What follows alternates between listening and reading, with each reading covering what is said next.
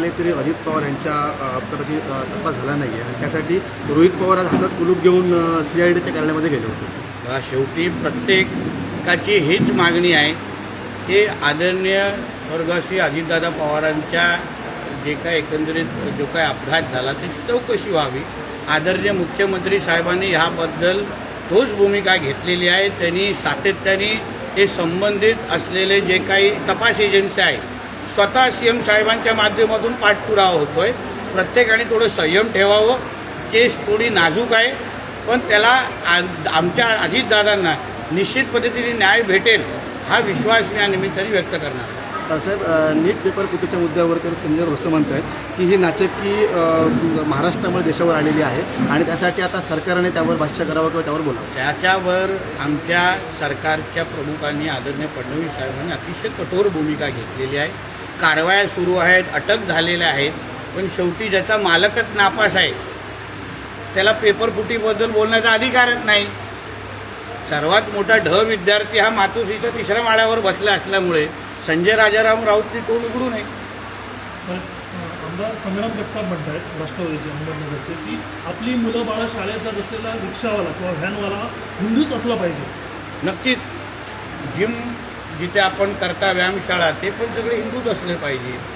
प्रत्येकाचा ओळख तपासून रिक्षा असो, टॅक्सी असो, जिमवाले असो, खरेदी करण्याच्या वेळी शेवटी हिंदू राष्ट्रामध्ये अगर तुम्ही हिंदूंतूनच खरेदी विक्री केली तर आपलाच राष्ट्र सक्षम होतो आहे. म्हणून जे काही संग्रामजी बोलले ते राष्ट्राला धरूनच आहे, राष्ट्राला धरून आहे. राष्ट्राला अजून भक्कम करण्याच्या दृष्टिकोनात ह्याची नोंद हिंदू समाजाने घ्यावी. साहेब, जरांगी उद्यापासून पुन्हा आंदोलन करण्याचे आंदोलन थांबत आहे.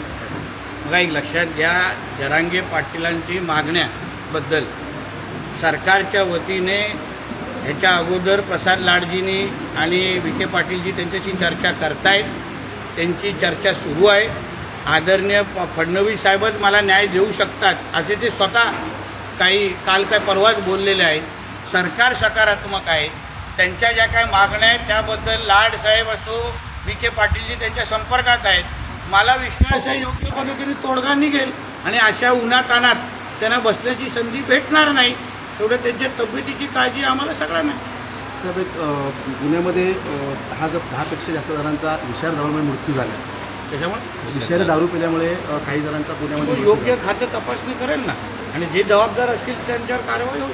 साहेब, आपल्या भाषणामध्ये आपण म्हटलं की पुन्हा मुंबईसारख्या ठिकाणी बेरोजगार जे तरुण गेलेले आहेत ते पुन्हा सिंधुदुर्गात येतील. काय रिव्हर्स मायग्रेशनचा जो मुद्दा आहे, आता मोठ्या प्रमाणामध्ये 10वी आणि 12वीमध्ये जे आपली मुलं मुली 1 ते 2 ते 100% जे निकाल लागतात ते रोजगारासाठी सिंधुदुर्गामध्ये थांबत नाही. ते मुंबई, पुणे, गोवा, सौदी अरेबिया, दुबईला जातात. आमचा मुद्दा असा आहे की हे जे काही प्रकल्प आमचं सरकार आणू पाहत आहे, अणुऊर्जाचे प्रकल्प असो, अन्य हॉटेलचे प्रकल्प असो, त्या प्रकल्पांमुळे ही जे आमची मुलं मुली जे बाहेर जातात तिथे आपलं टॅलेंट वापरतात. तेच उद्या आमच्या जिल्ह्यामध्ये येऊन त्याच दर्जाची नोकरी, अगर मुंबईमध्ये अगर तुम्ही 25,000ची नोकरी करत असाल तर आम्ही तुम्हाला 10,000ची नोकरी देणार नाही, आम्ही तुम्हाला 40,000ची नोकरी देऊ. हे जे प्रकल्प इथे येतील त्यामुळे प्रत्येक घरामध्ये किमान 2 लोकांना नोकरी लावण्याची जबाबदारी ही जिल्ह्याचा पालकमंत्री म्हणून माझी असेल. मुलांनी तरुणींनी ह्यासाठी सज्ज व्हावं. आपले जे नातेवाईक मुंबई, पुणे, नाशिक कुठेही गेले असतील त्यांना फोन करून सांगा की बाबांनो आता बॅग भरा, परत गावात जाण्याची वेळ आलेली आहे. सर हिंदी में मोदी जी के कार्यकाल 12 साल संपन्न हुए, क्या कहेंगे, किस तरह? देखिए, ये 12 साल जो हमारे मोदी जी ने देश का नेतृत्व किया, इस 12 साल में हमारा भारत देश, हमारा हिंदुस्तान ये ताकतवर देशों में पहले 3 क्रमांक में आ चुका है.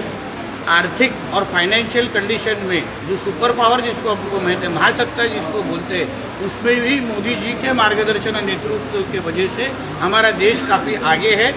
इसलिए इसका सारा श्रेय, जिस तरीके से हमारा देश आगे बढ़ रहा है, ताकतवर हो रहा है, इसका सारा श्रेय हम हमारे आदरणीय मोदी जी को देते हैं.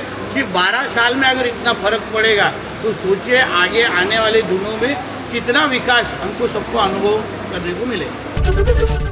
एबीपी माझा, उघडा डोळे बघा नीट.